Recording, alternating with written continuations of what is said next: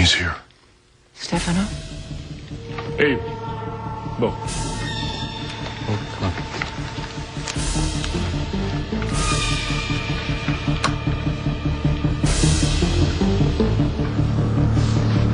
Oh my God.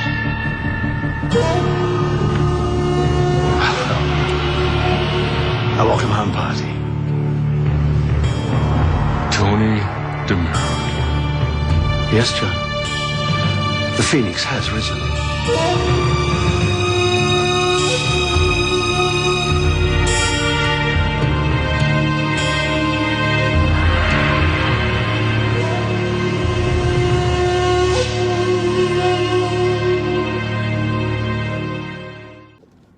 Alright guys, hey, it's DC and welcome to the Soap Sanctuary. All soap lovers are welcome. This is probably my last video for today. It's on Days of Our Lives, Tony DeMiro, guys. This is my whole question. I've always found it strange that Tony DeMiro was not the patriarch of the DeMiros. Like, he's not the one who's trying to head up and run DeMiro Enterprises. I don't know if it's because of Tal Penglis wants a break from the show. Maybe that's part of it. But let's be honest. Tony is the longest running DeMiro. He's been on the show for ages.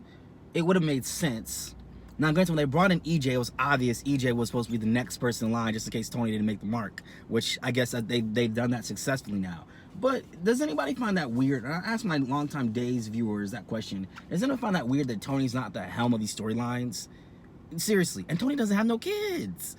Does that not make it seem weird too? He had a child with Anna, and there was a miscarriage back in the day. Yes, we know that. But Tony doesn't have no long-lost son, no nothing. Does nobody find that weird? That a character has been on the show for as long as he has? Does nobody not find that strange? That Tony doesn't have that? He's the longest-running DeMiro, and Tony doesn't have none of those things. Like, seriously, I want my longtime Days viewers to think about this. Like, Tony should be the patriarch.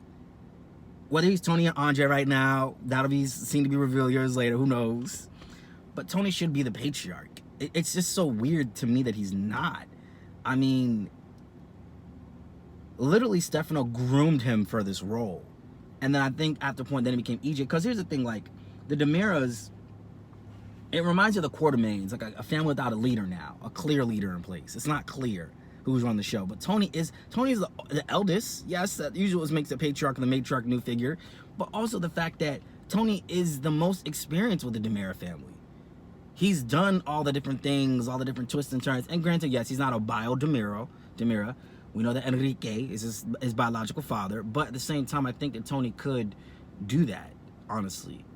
I think that Tony could be that DeMiro patriarch, and it's just so weird they put him in that role, because when Tal Penglis played Victor on GH, oh my God, he killed it. Tal Penglis is the best type of villain. I mean, do we remember that promo where he got Sammy for the stem cells? And she goes, oh no, I'm not giving Stefano my babies. And then, what was it? Tony goes, prepare some at the Roberts for surgery. Daddy's waiting. And granted, it was really Andre DeMiro, but let's just suspend belief for a little bit that it really was Tony doing those things, right? Prepare some at the Roberts for surgery. Daddy's waiting. That was genius back then, guys. Was that not genius? Was that not genius right then? Sammy and Lucas are married and pregnant, but who's the daddy? An enemy returns Bring me Samantha Roberts now. and wants Sammy's baby to save his father's life, I'm not letting you take my baby's stem cells. no matter what the cost. Get her into surgery. Daddy's waiting. Days of Our Lives. It's just so weird. And Megan is not off screen again, but I don't know. I just feel like Tony should be the patriarch of the DeMiro family. It's just weird to me. But I guess maybe because Tal Penglis, storyline purposes, all those things could have played a role. But I feel like he should be the DeMiro patriarch, personally. It just makes the most sense. But Tony don't got no kids. Granted, we have enough DeMiros on screen right now. We have enough. We got enough. We're at capacity. But Tony don't got no kids. No long lost son coming to claim the fortune, the throne. It's weird to me that they've never done this with Tony in all the years he's been on screen. I find that very interesting, unless there's some background or inside knowledge that I don't know. But I feel like Tony should be that person. And here's the one thing I noticed. They brought in Megan Hathaway, who's now Megan DeMiro, which if you notice on soaps, I think the writers do this to not have viewers be confused. They will have a character usually change their last name to whatever family they're a part of. So that way viewers don't get confused, unless it has to stick with the true brand of the character. Like, for example, Exceptions to that would be Gus Toro on Guiding Light. He never changed his last name Spalding because he doesn't mess with the Spaldings at all. So it makes sense. And that's true to his character. Just like Dante Falconeri on GH. He's never changed his last name to Corinthos because he doesn't want to be associated with Sonny's business. That's true to his character. Now, but if it's not true to their character, they usually change their last name. EJ was EJ Wells. Now he's EJ Demira. Chad was Chad Woods. He's now Chad Demira. Jake had a different last name, I believe, and then he changed it to Jake Demira shortly after. So these people all had different last names. And they do that, I think, obviously, like I said, to not have things be confusing after a while. So usually when someone finds out that a long-lost son or daughter of a character, they usually change their last name. Gwen probably won't do it because it's true to the character and the brand. But if they're really assimilate into the family, they will usually change their last name. Unless the writers have that done on purpose to show some type of difference or something.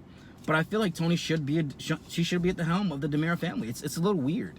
It's still weird to me they still haven't done that. But I personally just feel like that was just something strange, and I thought about that watching Days. Like, why is he not at the helm of everything? So, you know, what are you gonna do? What are you gonna do? I wish he would have been. He had a long lost son. Maybe Jake could be, maybe Stefan could be his long lost son within the Alamein. I don't know. Maybe Villian was with him and Stefano. But wait, they did a DNA test, so wait, never mind.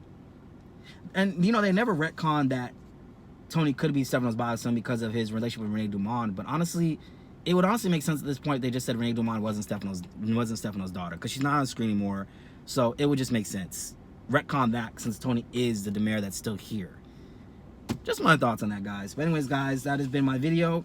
I will catch you guys in the next one. This has been Soap Sanctuary, guys.